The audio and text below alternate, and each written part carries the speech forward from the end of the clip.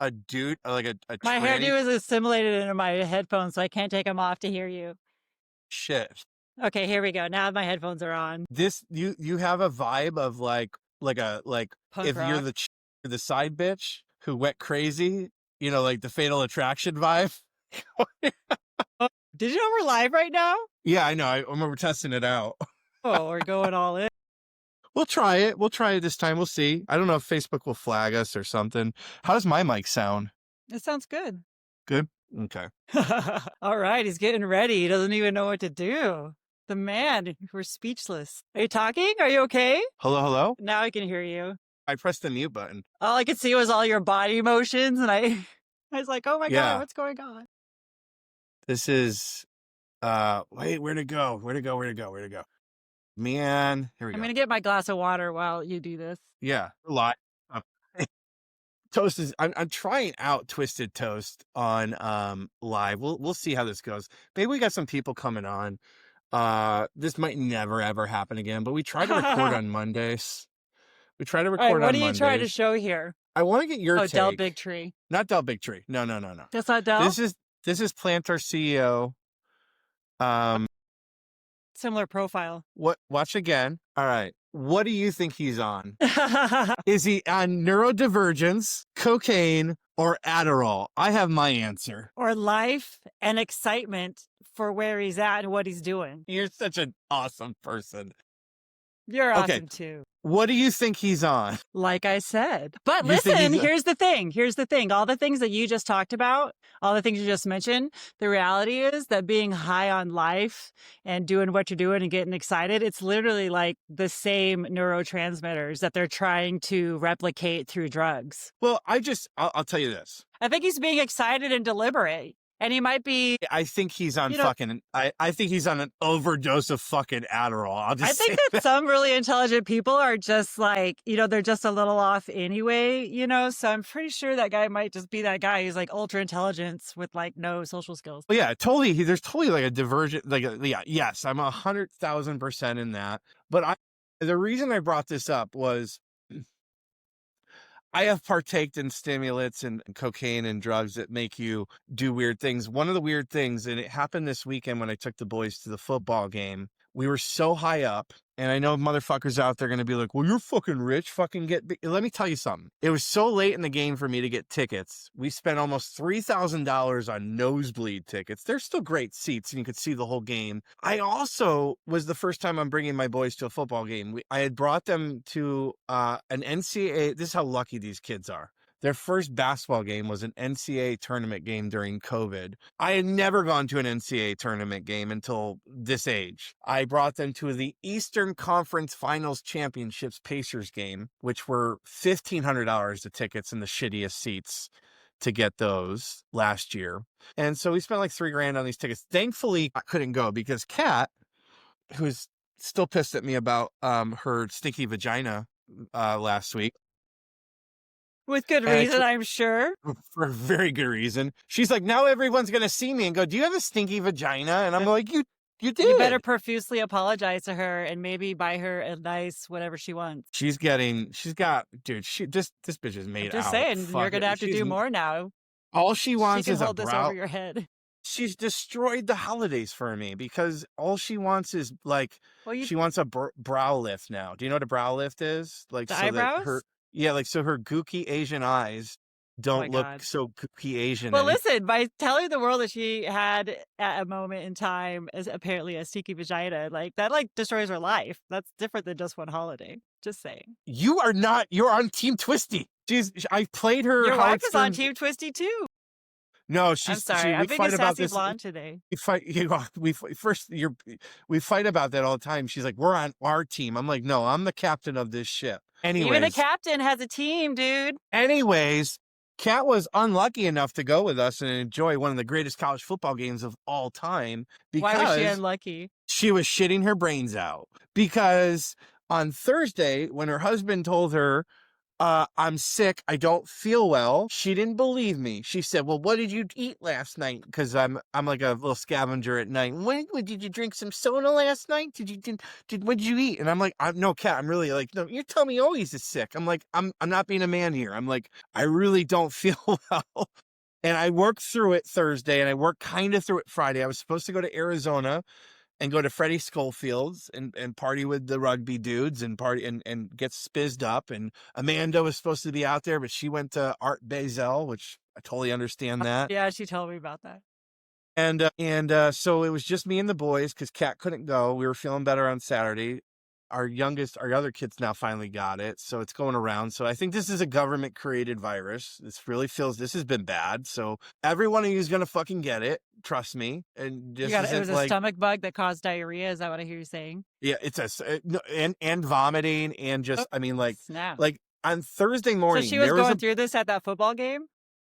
On that day, she was down for the count for like the last couple of days because she had to make fun of me. Because Thursday morning there's very few times in my life I've ever thought I have to go to a hospital. Thursday morning, the amount of pain I was in, I was like, I feel like I'm going to die. Like, and Friday it carried over and I decided not to go to Arizona because I was afraid I was going to shit my pants on the plane. But we went to the football game. The reason I'm bringing this back to the Planter CEO is when I would get overindulge, my way of getting myself out of thinking I'm having a stroke it would be those movements. Like I just keep moving up and down. Like I'd have to keep moving so I wouldn't die. And then I do this thing where it's kind of like Stranger Things. I don't know if you've watched that show but instead of like the feeling in my neck, I actually scratch my neck. So Kat can always tell when I've gone on a binge because I will have scratch marks all over my body. Interesting. Only I can give myself. That was basically me trying to prevent myself from fucking dying. When I watched that guy, I was like, I've been there. There's some other things I want to share. I want to start bringing this into our world, but sharing stuff that we saved on social. But hey, I saved Principal Chiropractic this weekend while I was a little bit under the weather. Did you like what I wrote? It looks like you did. Refresh me. I was in Vegas over the weekend. What'd you do in Vegas? Well, I gotta hear about this first. Did you guys go to an orgy? We went to a birthday party. Wait. Did you guys go to a freak off? I also watched Diddy's. No, I have to talk about Diddy's documentary. Okay. Did you order a gigolo? Oh my God, come on now. Okay. What'd you guys do in Vegas? We went to one of my husband's friends' birthday parties and hung out and went to 73. That's an awesome one. It was a good night. Someone fell in the pool. Okay. It was funny. It was good. It was a good time. It was beautiful. And went and saw the Grand Canyon in a helicopter. So that was cool. Different perspective. Learned some new stuff about it. And that was really neat. And had some good food. We went and we saw Barry Manilow. Does he still got it? Dude, he looks weird. He's got a lot of plastic surgery, right? Yeah. And but does he still have it? That. Yeah, he still had it. He was a little stiff at certain times, but apparently he had just had a hip replacement recently. But, he was engaged with the crowd and it was good. It was a good show. It was a good time. What was your best thing about Vegas this weekend? Definitely going to the party and connecting with people and saying hello and forgetting who's the president of who somewhere and if they work there or not anymore. Was this chiropractic stuff? It was. Always. It was related to that. It wasn't only that. I mean, there was a lot of non-chiropractors there. It was Hold a on. mix. I want to see if we can keep your pants dry here with this. Hold on. I want you to. Okay. Now, did you fall in love with that kid right away? No. So there's this kid. This kid, I don't know, he's in his 20s or something like that. But women, he's a TikToker and he does these videos like this, and women send him money because they've fallen in love with him because of there's a whole documentary on this. Kat watches all this shit that I get into later on. And they had me thinking about Mandy on that. Okay, so I mean, it's the same as like OnlyFans or people that pay to look at pictures of people's toes, and there's all sorts of weird fetishes that people pay for. That guy's just apparently a lot of people's fetish. Well, okay, so you guys didn't have any, like, you guys didn't go to an orgy or anything in Vegas. Did you gamble at all? Nope, not gamblers. We just hung out. We walked around Vegas. Why do people go to Vegas when you could do that in like anywhere else then? Well, you can't just go to somebody's birthday party anywhere else. You know what it is? it's the implication that you Of might have the Vegas. possibility of doing anything, because anything can happen in Vegas, You're absolutely right? right. And I've been to Vegas many times, honestly. Yeah. And the enchantment for me has dwindled. So, we found other It's things such a to do. fucking disappointment. It's such a fucking disappointment. I think this is a great segue into something. It's brewing in my brain. It was the cowboy. There was a rodeo, so there's lots of cowboys there. So I saw a lot of good like country fashion. As a matter of fact, I was like, Yeah. hey, a lot of people had it going on as far as them, but it wasn't like, I don't know. It was like it was still like super simple, like country folk, if you will, But they had a lot of flavor. Vegas has always been a disappointment for me, from Cairo Sushi to, I'm surprised I didn't get my legs broken with the deal with the Westgate, because I think I walked out on 30,000, because that's how fucking much money they make and how disorganized they are. But, you think Vegas is going to be this great fucking thing. But let me tell you what it really is. It's a lot of hurry up and wait. It's a lot of walking around and hurting your feet. And it's a lot of just nothingness and trying to wait in line to get into somewhere, or be a person who's not waiting in line and trying to pay off, and then getting in there. And like when I went to Parker last year, and I'll shout out to Dr. Michael V, because he was so right on for this. He goes, of all the people, I never thought you would have done something this stupid. I had brought drugs with me to go to the Parker after party. He really And said that to you? well, he said this, he was right about this. So you get into the Parker after party and they literally had security checking everything that you had. And I'm like, I thought this was supposed to be a fucking cool club. And like, I had bottles on shit. I had pills and something. I had weed. I had mushrooms. I had everything to fucking just, like, we're going to go to a club. We're going to go fucking party. So I get up there and I'm like, dude, I have shit on me, and they're checking. And I'm like, I'll come right back. Well, coming right back and going to drop off drugs in your hotel room takes about an hour and a half to then go back to the nightclub. To then I couldn't get in because they had shut down entry in. So then I'm texting my wife, what is everybody doing? She's like, we're just sitting here. It took us 2 hours to get 2 drinks. And we're just like, it's the worst. It's just like the implication that something cool is going to happen in Vegas is always there, which leads me to, I did my first Cairo Sushi there, and I did that because that was a Parker thing, and Vegas was where people went.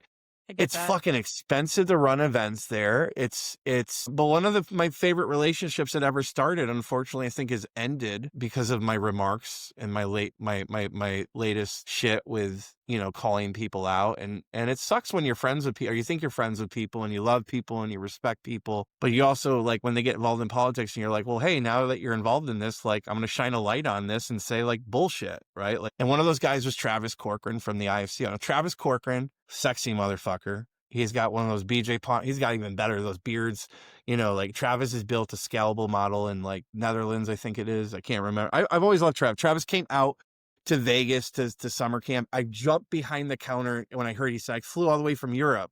He's like, I love coming to Vegas. And I was like, gave him this big ass hug. And from there, we always had a great relationship.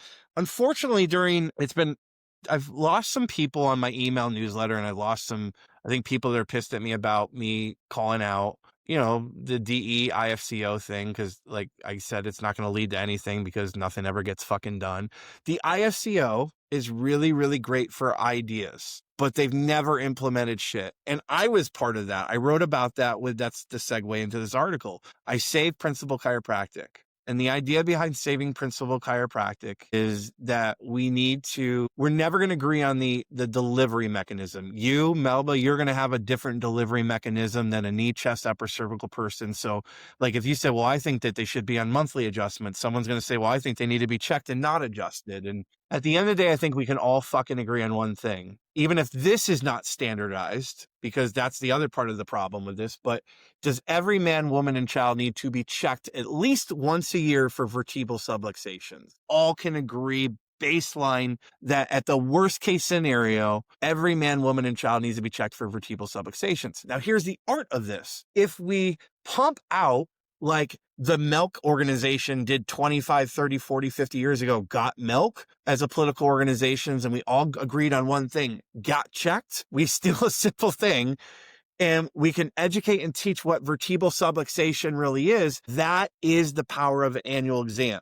You're not going to die from vertebral subluxation. Like we did the 80s fear mongering from David Singer. That shit ain't going to work. Doesn't work. I'm a chiro kid that didn't get adjusted for 5 years. Man, I should have gotten adjusted during that time period, but I didn't fucking die. But was my life is optimized? No. Us trying to define what chiropractic is not the challenge. Us defining what an annual visit to a chiropractor should be the easy part, because if we can get a ritual down that I don't, do you get a pap smear even? I doubt you do right now. You do your own, right? This is the way to, no, it's all good. But there's a large portion of okay, I've been rambling. Tell me what you're picking up. What am I throwing down?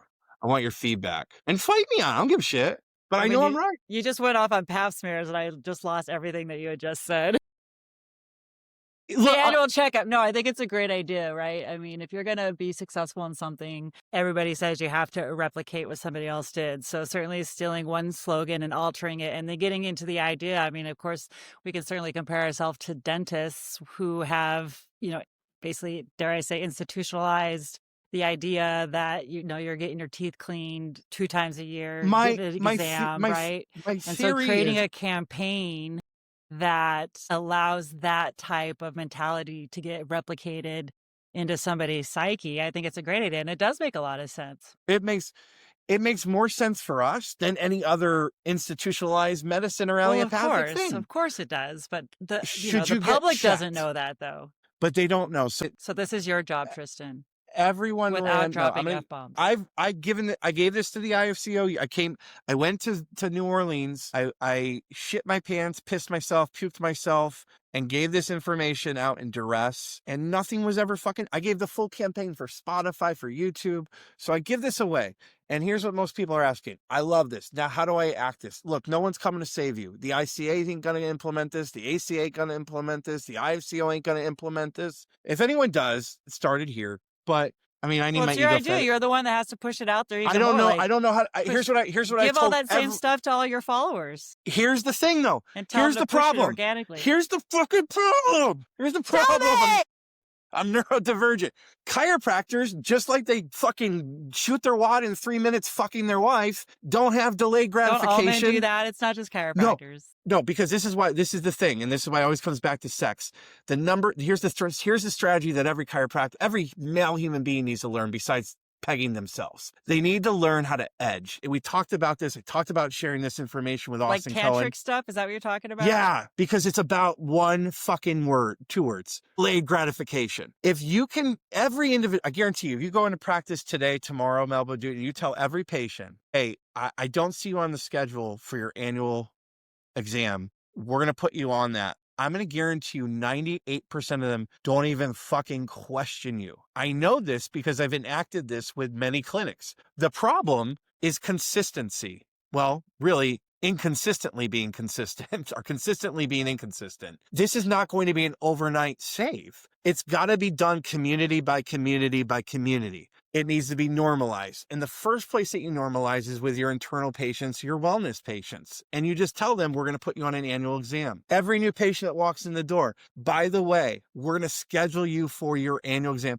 I picked this up where this has been hitting me for over 10, 12, 15 years. When I sat in the back of my med spa and I watched women after woman after woman after woman get out of her pap smear, and she was scheduled again for the next year. And it was a ritual. And it's also something that was fought for in the insurance, like that we're going to cover. We're going to cover this $160 to $250 visits. It's so important preventatively that you get that every insurance company covers this for women's wellness. That's what it's called. The code is women's wellness, and I know you might not, I don't think the pap smear is the right word because it's not just a pap smear that's included. It's taking a look at the vagina from a healthy standpoint. We actually had t-shirts that we gave every woman with an annual exam that said, I'm pink. Dr. Laura says I'm pink, plush, and pretty because that's the way it should be. I'm just seeing if you're pink, plush, and pretty. Not me. She was. But I should be looking at your nervous system, your spine.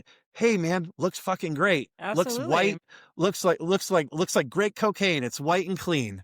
I don't know. We should. And it's like I tell new people all the time, nobody talks about what chiropractic has really actually does. Certainly we help people with neck and back pain and all the any pain, really.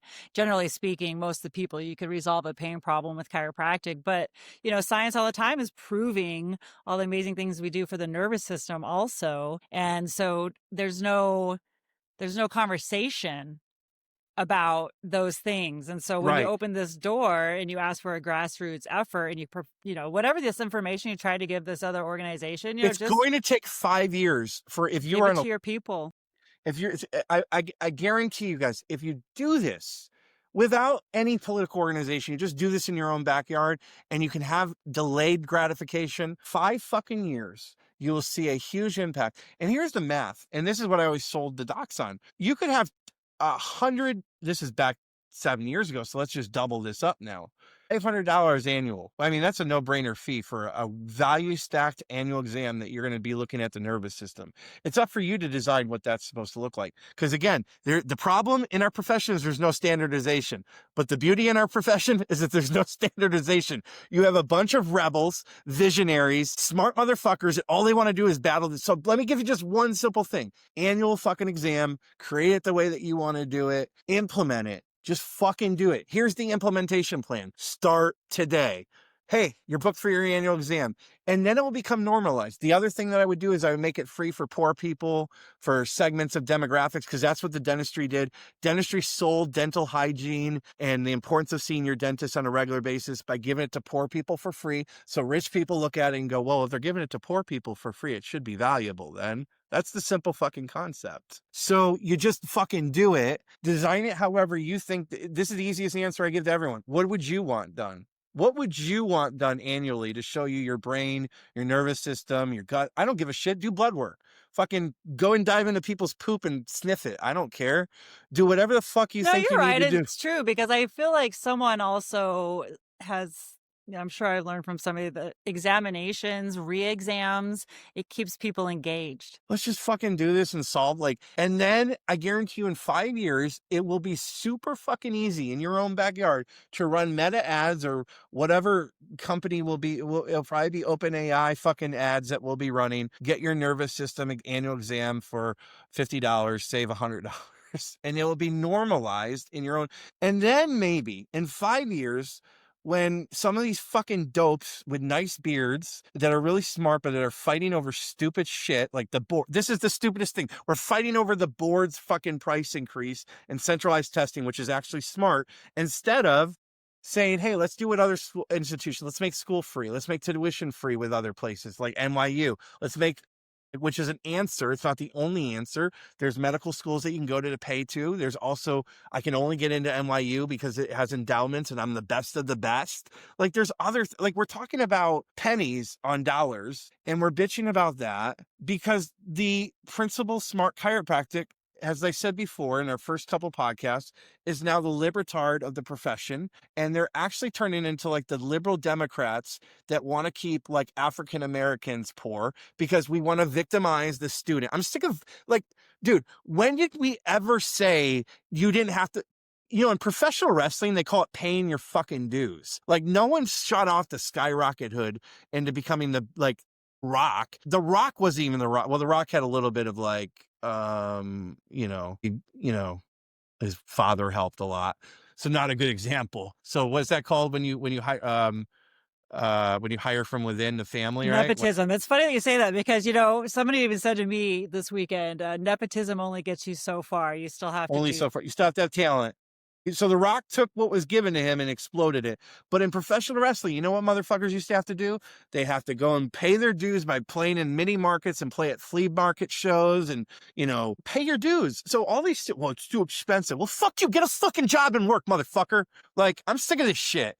You're going to have to do that anyways when you start your fucking practice. There's been a generational change. In fact, I actually just read an article about it this weekend about, how people used to have delayed gratification, as a matter of fact, for the things that they obtained, if you wanted to buy a house, you had to save, or your car, or go to school, or learn how to change spark plugs, how to Yeah. freaking put up a wall and build a house, The generation of today isn't like that because we have so much technology now that basically tells them these things. So they learn so much differently, and their level of gratification is completely different. And what they perceive as the way to gain things is different. Fuck them.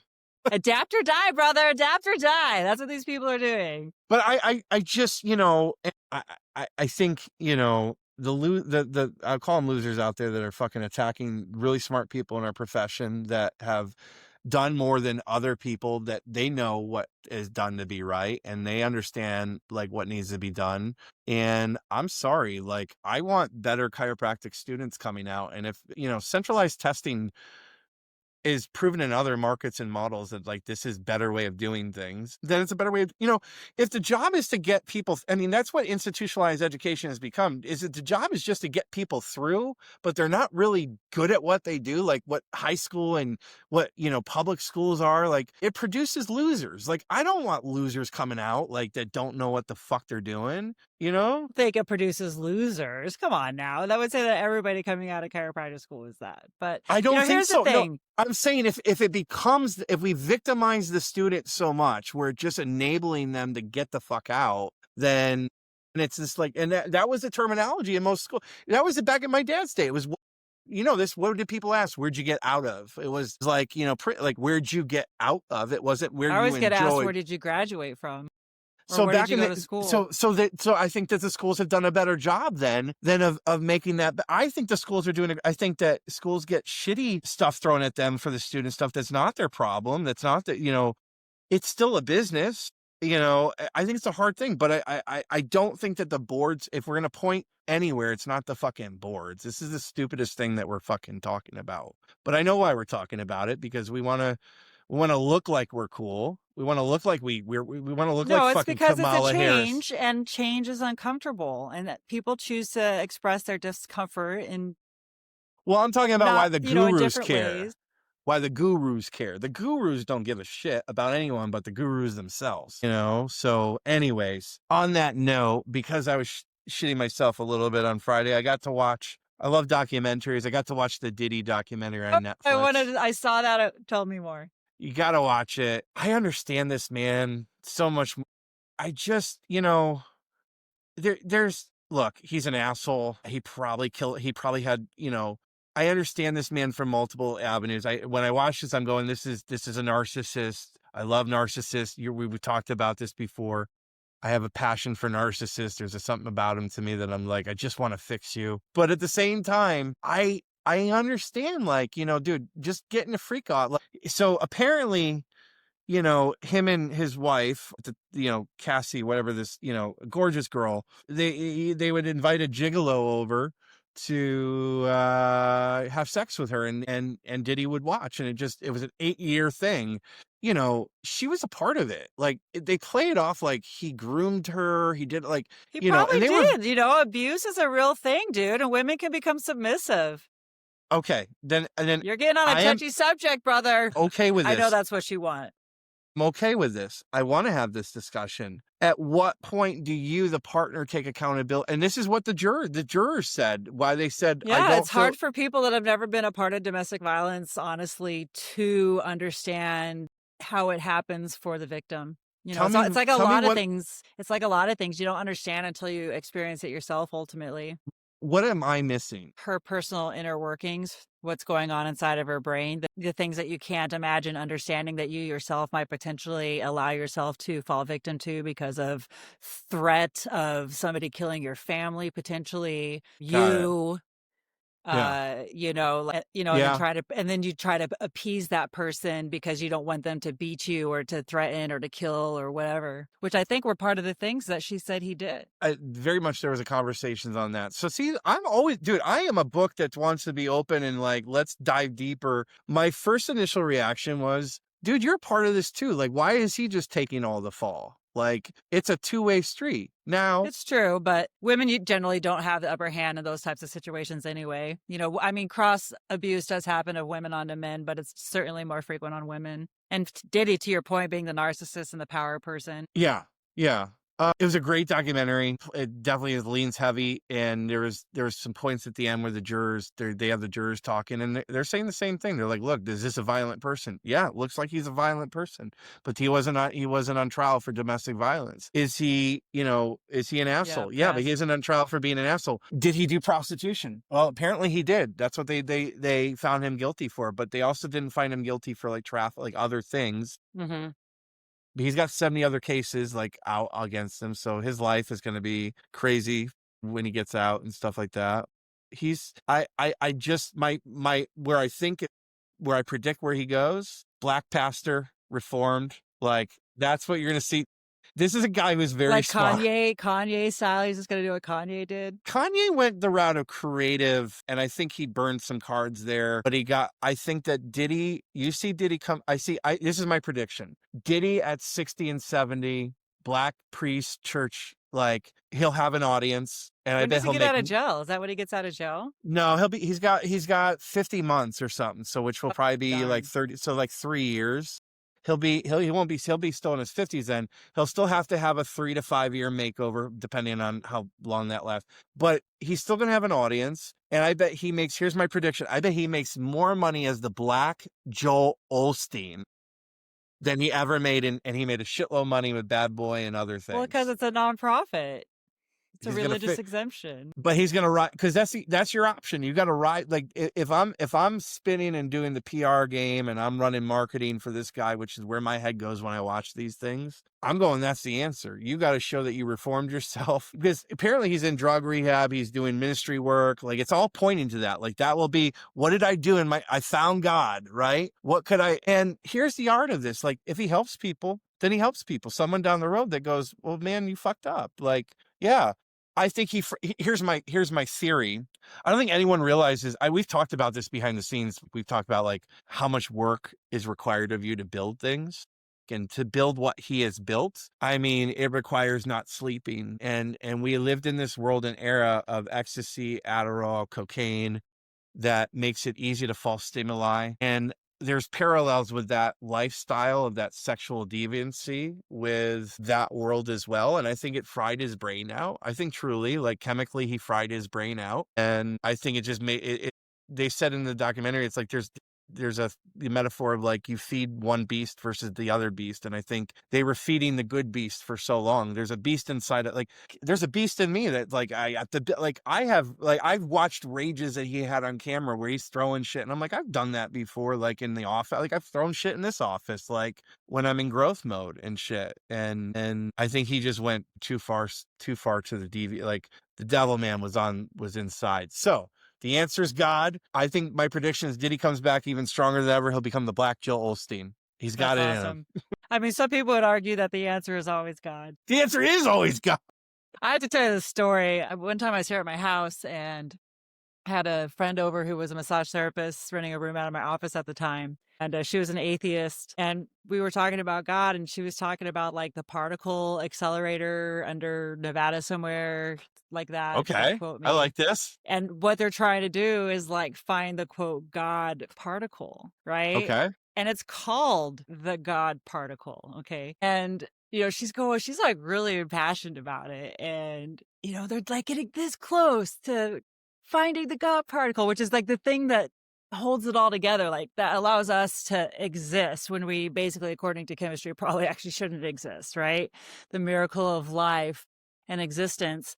Anyway, she's like, and they're like this close. And I'm just like, yeah, but the reality is that there's these, like, apparently like maybe it's atheists that are trying to find this God particle. But I was like, they're still looking for God. They're searching for the God particle. They name God by naming it. They recognize God by naming the God particle. Yeah.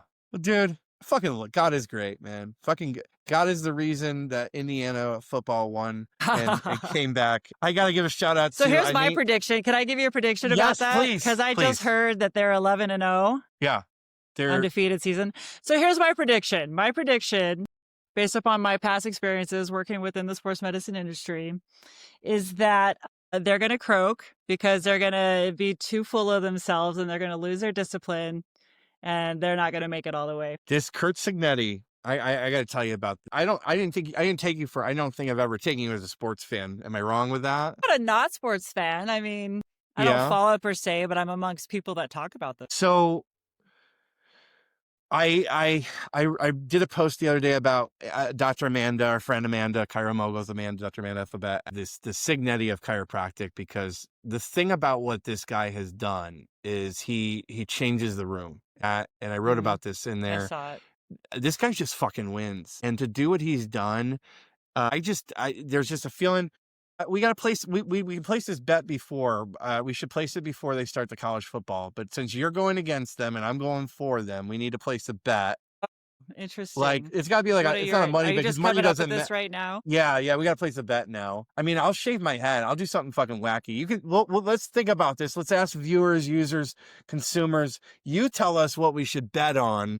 That will be fun for you guys to see. Like if we do something stupid, because then who are you rooting? You got to root for someone to win the college championship. I mean, I Georgia? don't even care. I'm just saying. You got to pick a team though. But 'cause since you want to have fun, whatever. I mean, I don't care who wins. It doesn't matter to me. I'm just simply saying, like, this is what I predict based upon past experiences and even watching professional sports, right? Like, Yeah. or college, whatever. I don't know. But there's always that miracle team that comes along and all the dreams come true and everything aligns and it all happens and nobody's ego gets in the way. That happens too. Yeah. Sometimes, occasionally, less than occasionally, just sometimes. Well, awesome show. We went from Diddy to chiropractic annual exams to talking about genius AI CEOs, if they're overdosing on cocaine or if they're just excited and smart. And Twisty maybe learned something about taking people's other feelings and not knowing where they're coming from. And, so good job. Lessons learned today. You guys let us know what we should bet on. And we went live for the first time. So we'll see how this goes. If my account gets taken down, it's scary. But all right, jam with you guys next week. Peace out, guys. Thank you.